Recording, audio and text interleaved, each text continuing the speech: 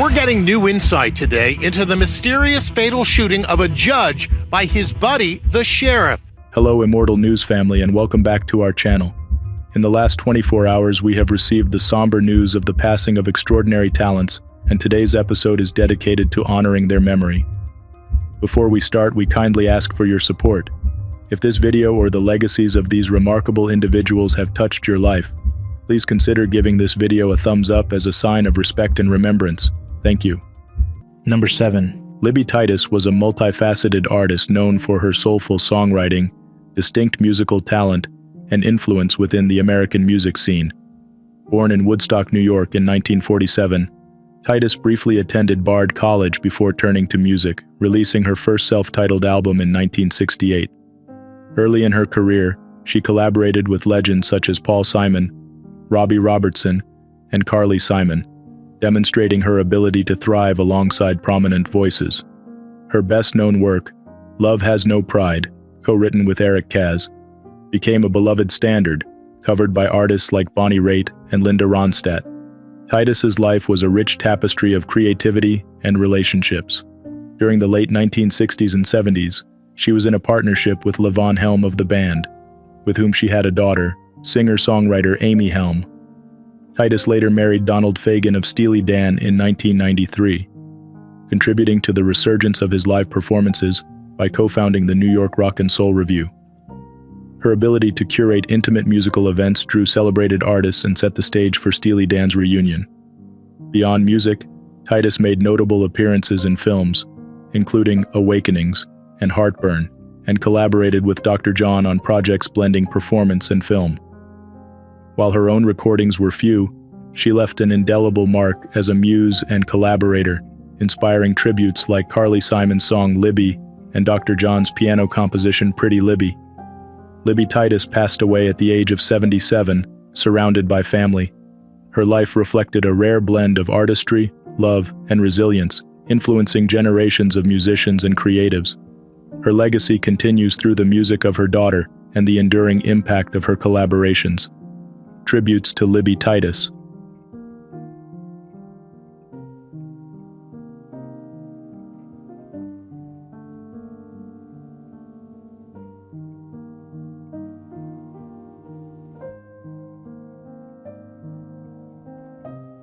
Number 6. Rachel Yaffe, a multifaceted creator and beloved figure on TikTok, touched countless lives by sharing her 7-year battle with cancer with transparency and grace. Born in Maryland, Rachel's early passion for sports saw her excel as a lacrosse player. However, her life took an unexpected turn in her late teens when a persistent feeling of illness, initially mistaken for gluten intolerance, led to a devastating diagnosis: fibrolamellar hepatocellular carcinoma, a rare and aggressive liver cancer. From the outset, Rachel documented her journey with courage, using social media as a platform to educate and inspire others. Through candid updates, she shared the highs and lows of her treatments, radiation, surgery, and strict dietary regimens, and the emotional weight of living with a chronic illness. Her unwavering positivity and focus on small moments of joy endeared her to followers worldwide. Despite facing numerous setbacks, including emergency surgeries and relapses, Rachel continued to explore both conventional and alternative treatments. Her resilience was evident even in her final posts, where she spoke of rebuilding strength and embracing mental health care.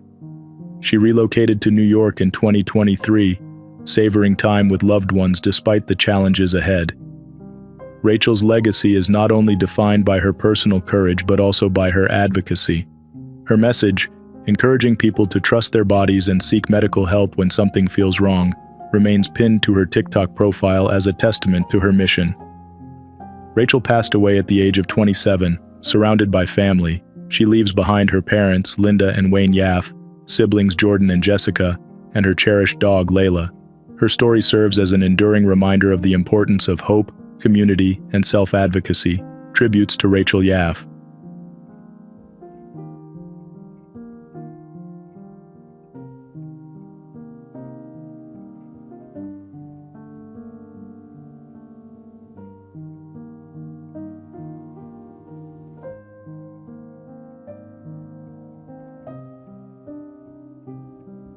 Number 5. Lillian Schwartz was a visionary artist and pioneer in computer-generated art, whose innovative works bridged the gap between technology and creativity. Born in Cincinnati, Ohio, in 1927, Schwartz grew up in a large family during the Great Depression, experimenting with various materials to express her artistic inclinations. After nursing school, and a stint in post-war Japan, where she studied calligraphy while recovering from polio, she returned to the U.S. determined to explore unconventional art forms. Schwartz's breakthrough came in 1968 with Proxima Centauri, a kinetic sculpture featured at the Museum of Modern Art, marking the start of her intersection with technology. She joined Bell Labs shortly after, becoming its first female artist in residence, where she collaborated with engineers to create pioneering computer-animated films. Through works like pixelation and UFOs, Schwartz explored new visual languages, making her a trailblazer for generations of digital artists. Her use of laser beams, microphotography, and early computer graphics prefigured the techniques that would later dominate visual media. In 1986, Schwartz gained global attention by proposing that Leonardo da Vinci's Mona Lisa was a cryptic self-portrait, a theory that showcased her fusion of art and science. Beyond Bell Labs, she served as a consultant for leading tech firms and published The Computer Artist's Handbook with her son.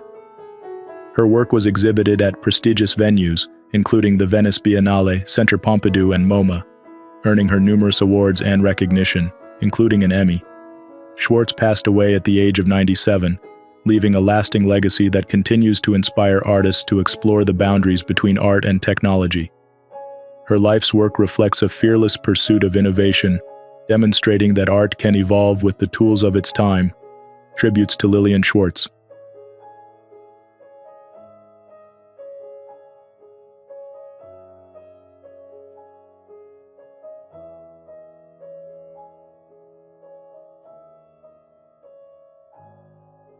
Number 4. Ward Christensen was a pioneering computer scientist whose contributions laid the foundation for modern online communication.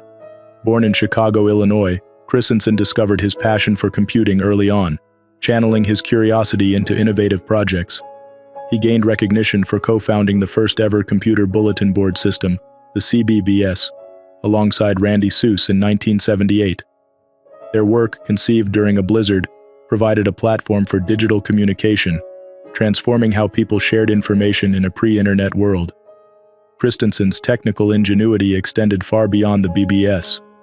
He developed X-Modem, a groundbreaking protocol for file transfers, which became a standard in telecommunications. His dedication to building software tools that solved real-world challenges earned him a reputation as a public benefactor in the tech community. Throughout his career, Christensen continuously showcased his creativity, even writing a cassette-based operating system and reverse engineering code through his program, Resource. Christensen's professional life was equally distinguished by his long tenure at IBM, where he worked from 1968 until his retirement in 2012, contributing to the evolution of computing as a technical sales specialist. His achievements were recognized through multiple accolades, including the Dvorak Award for Excellence in Telecommunications and the Electronic Frontier Foundation's Pioneer Award. Outside of his professional achievements, Christensen's legacy is also reflected in the deep personal connections he nurtured within the tech community, notably with Randy Suess and fellow enthusiasts at the Chicago Area Computer Hobbyists Exchange. His contributions were further immortalized in BBS the Documentary, which highlighted his role in shaping the digital age. Ward Christensen passed away at the age of 78 in Rolling Meadows, Illinois. His innovations continue to influence the online world, leaving an everlasting legacy in computing history. Tributes to Ward Christensen.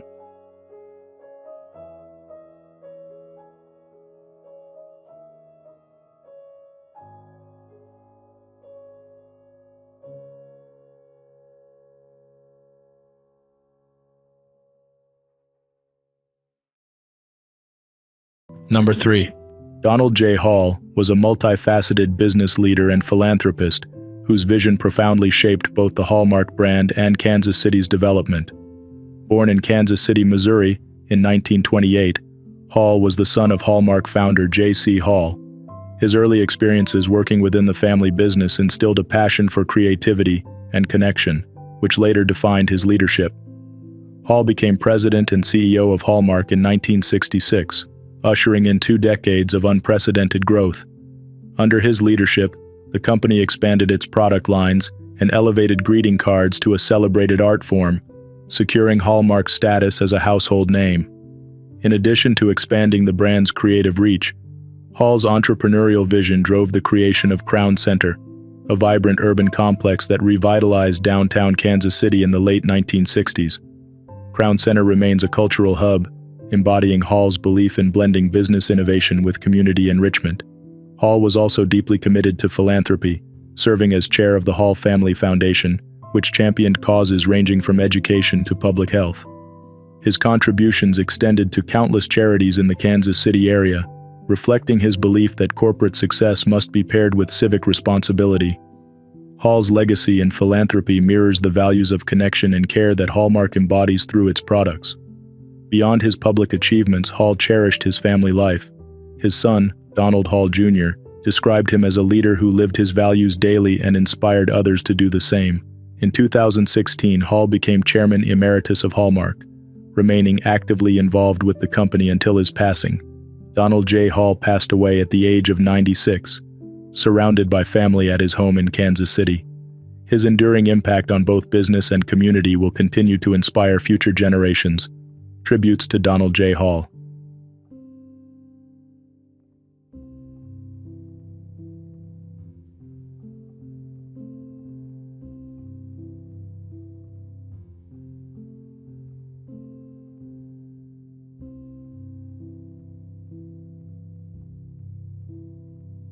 Number 2.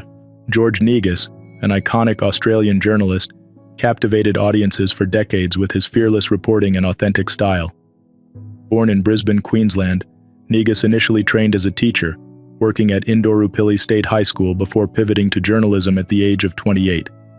His early career took flight on the ABC's pioneering program, This Day Tonight, where his engaging presence and sharp interviewing skills laid the foundation for his rise in Australian media. In the 1970s and 1980s, Negus became a household name through his work on 60 Minutes, where his hard-hitting interviews, including a now legendary exchange with Margaret Thatcher, cemented his reputation for fearless journalism. Negus continued to shape the media landscape by becoming the founding host of Foreign Correspondent and Dateline, covering global affairs with curiosity and compassion. Known not just for his journalistic contributions but also his passion for conservation, Negus balanced his career with activism, becoming a dedicated advocate for environmental causes. In recognition of his impact, he was made a member of the Order of Australia in 2015 and, in 2021, was honored with a Walkley Award for Most Outstanding Contribution to Journalism.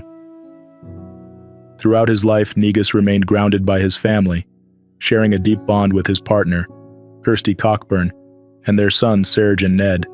His family emphasized that beyond his public persona, he was a devoted father and cherished the joys of family life. Negus passed away peacefully at the age of 82, after a long battle with Alzheimer's. His family expressed gratitude for the care he received in his final years and reflected on the lessons learned from their time together. George Negus leaves behind a legacy defined by curiosity, authenticity, and unwavering dedication to truth. Tributes to George Negus.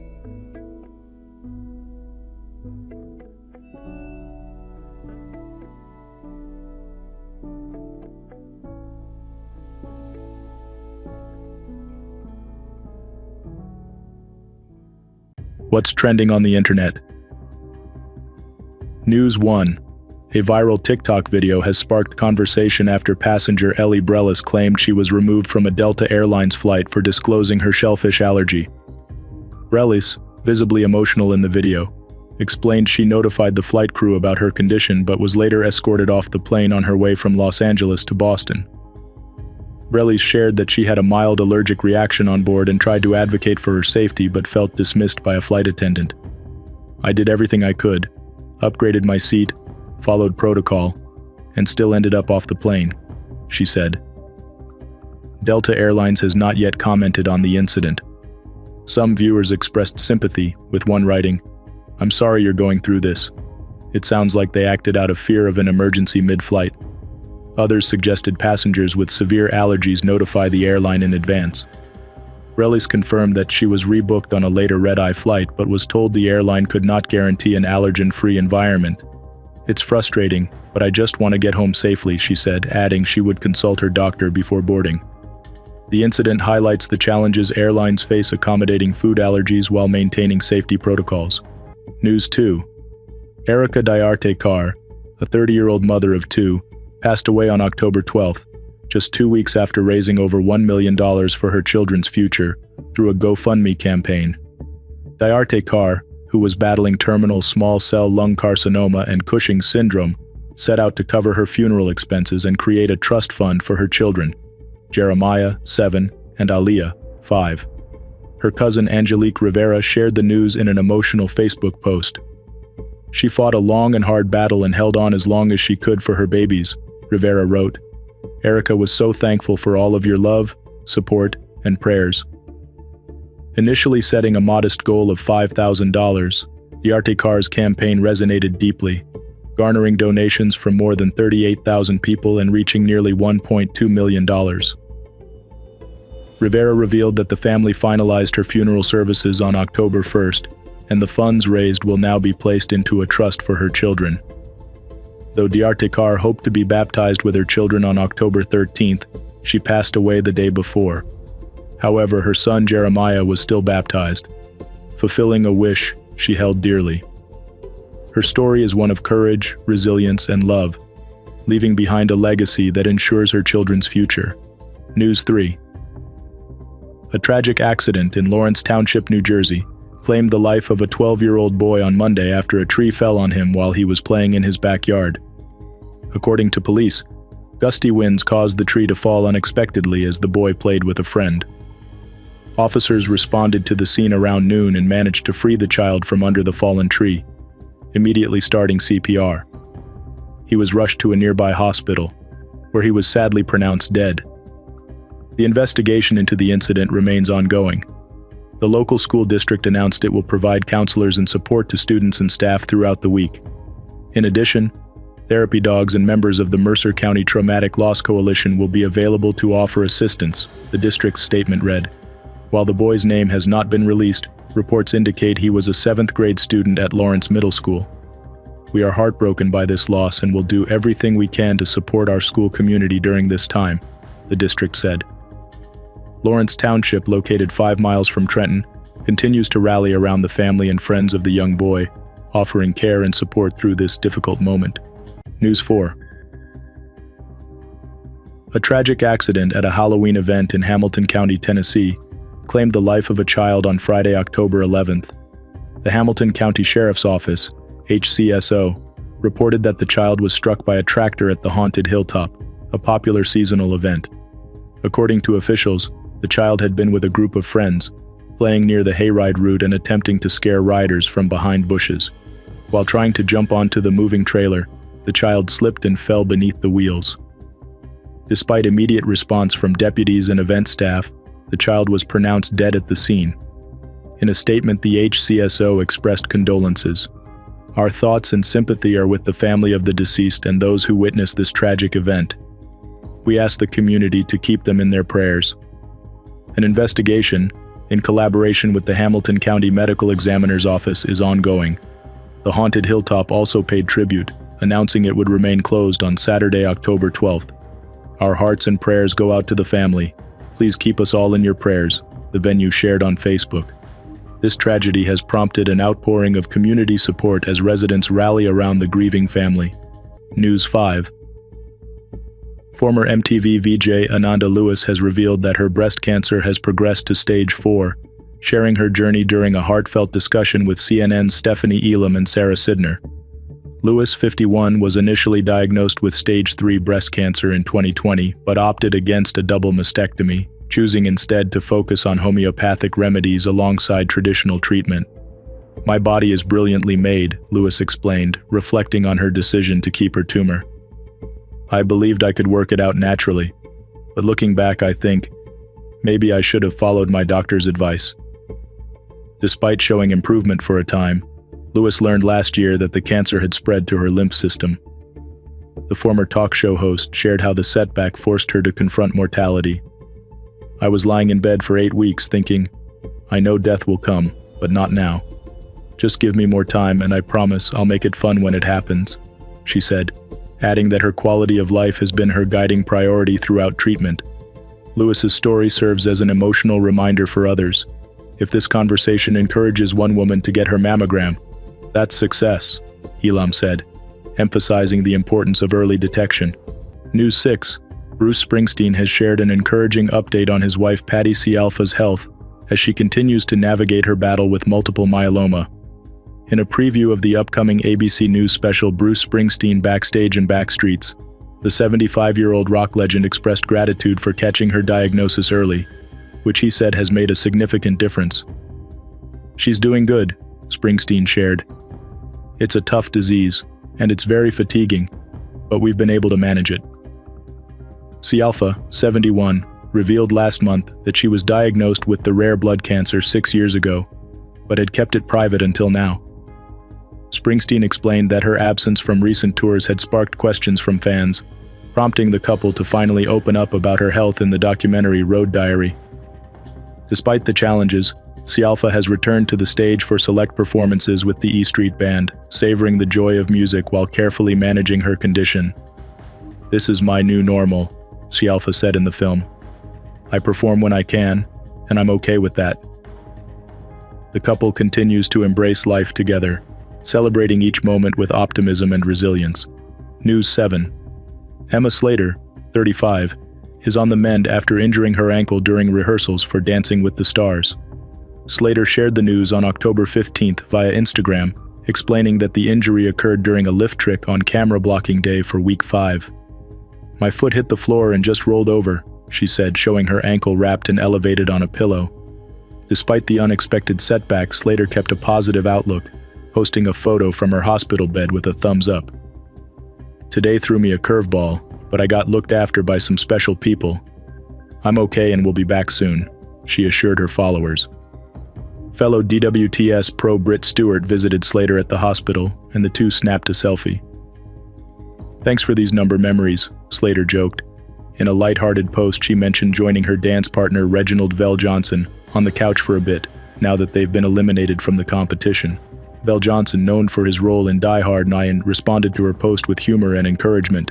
"Speedy recovery, Emma." Though sidelined for now, Slater's upbeat spirit has fans hopeful she'll return soon, showing that even setbacks can come with a smile. News 8.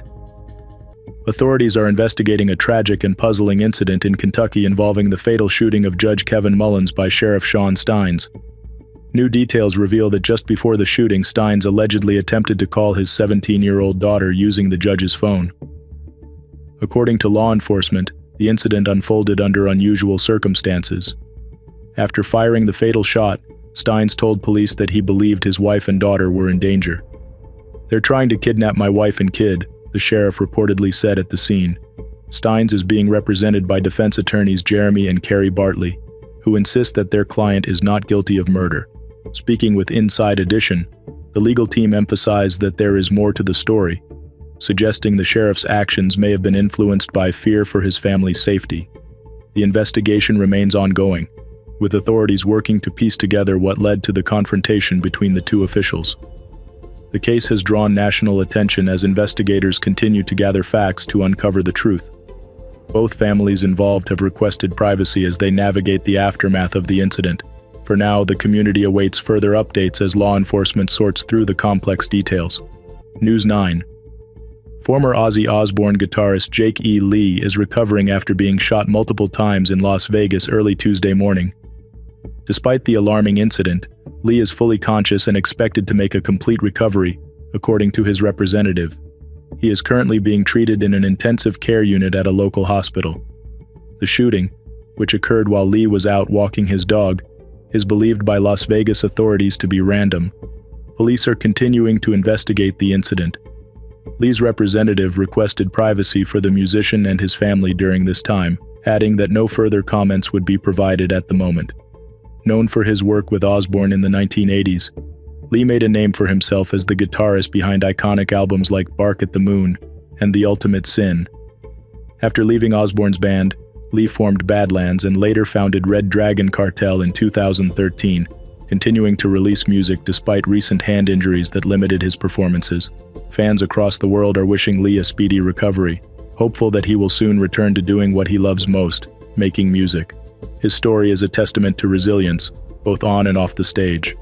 Number 1. Robert Coover, a towering figure in American postmodern literature, leaves behind a legacy of bold experimentation and narrative innovation. Born on February 4, 1932 in Charles City, Iowa, Coover's early fascination with storytelling began during his time editing school newspapers.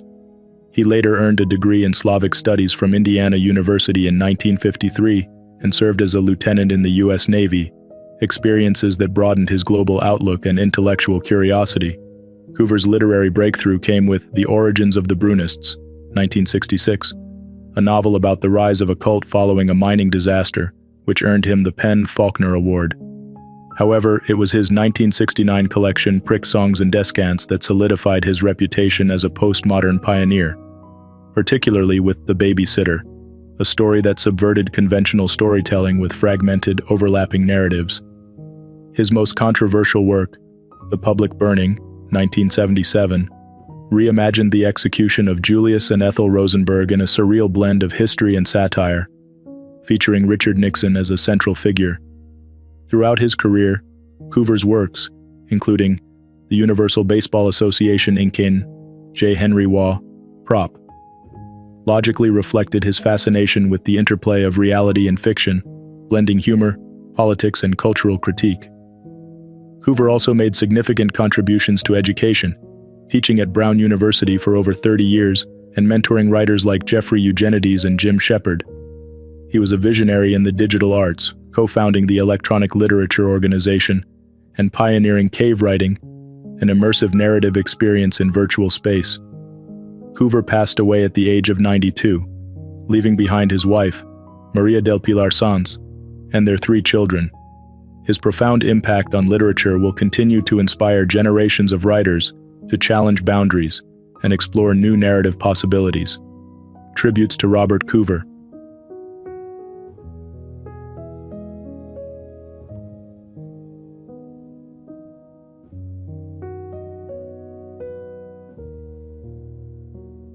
Qasim Ka Ryan was a multifaceted artist and public servant whose life embodied both artistry and selflessness.